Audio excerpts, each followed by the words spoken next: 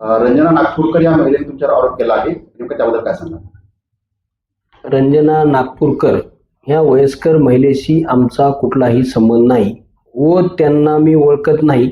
माझा आणि माझ्या मुलाचा आणि त्यांचा कुठला काही संबंध आलेला नाही. आणि जर आलेला असेल तर त्यांनी ज्या वेळेला काही परळीला जगमित्र कार्यालयावर आले असं म्हणतात, तर त्यावेळेला त्यांनी त्यांचे कॉल डिटेल, लोकेशन, फुटेज सगळं काय जे असेल ते पुरावा द्यावा. त्यांचा आमचा म्हणजे ओळखच नाही, तर त्यांना आम्ही पैसे मागण्याचा किंवा पैसे घेण्याचा हे विषयच येत नाही ना. मी स्वतःहून पोलीस अधीक्षक साहेबांना विनंती करतो, बीडचे SP साहेबांना आणि नागपूरचे SP साहेबांना, की या प्रकाराची सखोल चौकशी झाली पाहिजे. आणि ज्या त्या दिवशी ताईंना सांगितलं की ह्या तारखेला मी इथं आलते, मी परळी त्यांच्या घरी आले, असं असं झालं, तर त्या तारखेचे माझे तुम्ही कॉल रेकॉर्ड्स काढा, माझे CDR काढा, माझे लोकेशन्स काढा.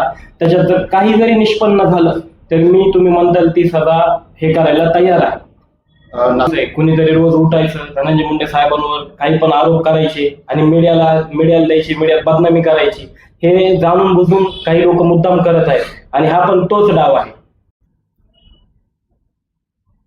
पोलीस यंत्रणांनी त्यांचा तपास करावा, त्यांना लागेल ते सहकार्य करायला आम्ही तयार आहोत.